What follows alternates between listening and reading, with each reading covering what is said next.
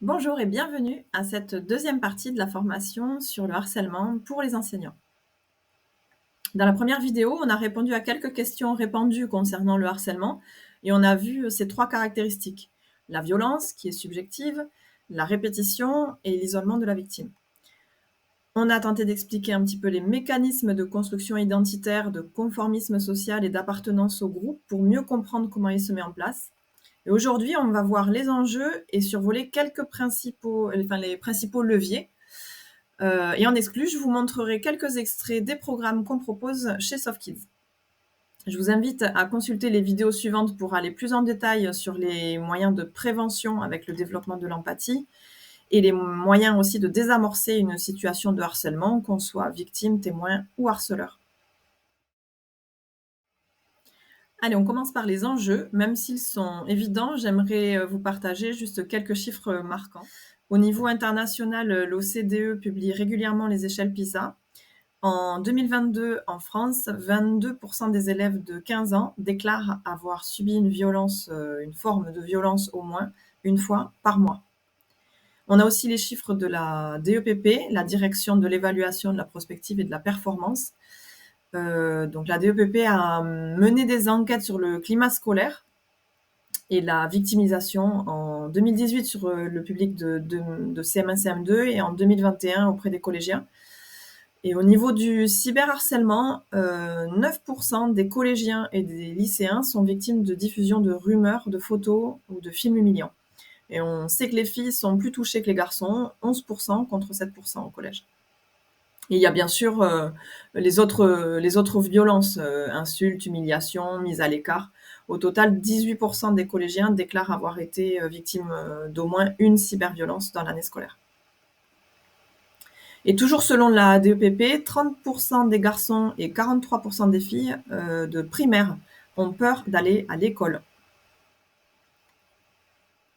Alors, comment lutter contre ces problématiques ? En termes de prévention, que ce soit pour le tabagisme, l'insécurité routière, la malnutrition, plus récemment donc le harcèlement scolaire, pendant des années, on s'est centré sur des campagnes d'information. Ces interventions sont bien sûr nécessaires pour sensibiliser les enfants au sujet du harcèlement, leur donner les clés pour savoir comment le repérer, savoir comment réagir en tant que victime ou en tant que témoin. Par exemple, le gouvernement impulse toute une série d'actions avec le programme phare. Il y a un concours de création d'affiches ou de vidéos qui donne la parole aux élèves du primaire au lycée à travers la création du coup d'affiches ou de vidéos. On martèle le message, il faut en parler, mais en fait c'est compliqué. Les victimes ont beaucoup de mal à en parler car ils ont souvent honte, ils se sentent coupables, ils cherchent souvent à protéger leurs parents. Et côté témoin, il y a aussi des réticences par peur d'être exclus du groupe, voire de devenir cible à leur tour. On sait désormais que ces campagnes d'information et d'incitation à la parole ne sont pas suffisants. On sait que le développement des compétences psychosociales représente un levier bien plus efficace. De grandes instances comme l'OCDE, l'OMS, Santé publique France les ont identifiés comme axes prioritaires pour la santé. Et l'éducation nationale leur accorde une place de plus en plus grande dans les programmes. Dans la prévention du harcèlement, on doit faire un vrai travail de fond sur la relation au groupe, l'affirmation de soi et de ses opinions, la communication assertive, la compréhension et la régulation des émotions, la capacité à se décentrer et à faire preuve d'empathie, l'attention et le respect des besoins des autres, l'accueil et la valorisation des différences également. Et les programmes de développement des CPS ont fait leurs preuves. Le rapport Santé publique France regorge de recherches scientifiques et de méta-analyses, et sa biographie comporte pas moins de 169 références. Par exemple, l'étude de Taylor en 2017 a démontré que le travail sur les CPS permettait de développer des relations plus constructives, de l'attention portée aux autres, l'empathie, la résolution de problèmes de manière prosociale, la coopération et un meilleur climat de classe. En plus, et plus spécifiquement, que le développement des CPS réduisait les violences physiques et verbales, le harcèlement scolaire et les actes délinquants. Pour finir, je vais vous parler un petit peu de ce qu'on fait chez SoftKids. Grâce à nos ressources clés en main, les enseignants mènent des séances qui mêlent une phase d'introspection et de jeu individuel sur une application et une phase d'activité de classe pour formaliser, approfondir, mettre en pratique et collaborer.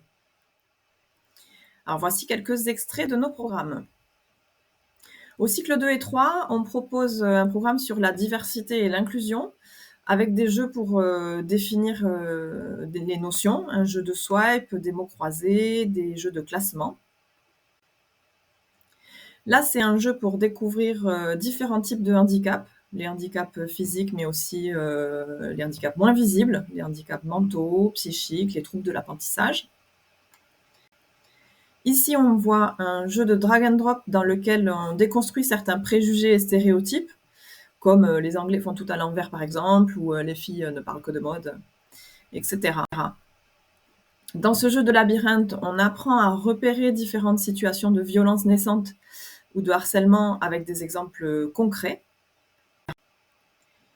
Ici, on apprend à différencier les types de harcèlement pour prendre conscience qu'il n'y a pas que les violences physiques, mais aussi les mots, les comportements. Au niveau des activités de classe, on propose des activités de sensibilisation au handicap comme les dominos tactiles ou des films d'animation, des activités créatives et de recherche sur des personnalités pour valoriser la diversité. Au cycle 4, on a un programme sur le vivre ensemble, la relation au groupe. Dans la première séance, on relative le risque à affirmer ce qu'on pense. On cherche des façons de s'exprimer sans blesser et on questionne la notion de groupe. Dans la deuxième séance, les élèves s'interrogent quant aux émotions et aux besoins d'autrui dans diverses situations. Les élèves découvrent la variété de réactions possibles et apprennent ainsi à se décentrer. Ensuite, les élèves découvrent les principes de la communication assertive à travers une conversation à remettre dans l'ordre et ils s'exercent ensuite dans des jeux de rôle. Dans la séance suivante, les élèves notent des incivilités selon leur baromètre personnel et on engage une discussion en comparant les votes. Et bien sûr, on parle aussi des comportements à adopter en cas de violence ou de harcèlement scolaire, du numéro d'urgence, etc. Et les élèves travaillent en groupe pour créer une affiche ou une vidéo de sensibilisation. Voilà tout pour aujourd'hui. Merci à tous pour votre attention. J'espère vous avoir donné quelques clés concernant le harcèlement scolaire. Dans les prochaines vidéos, on verra comment prévenir le harcèlement grâce aux compétences psychosociales, comment désamorcer et agir contre le harcèlement. On parlera de différentes méthodes qui ont déjà fait leurs preuves et j'espère à très bientôt.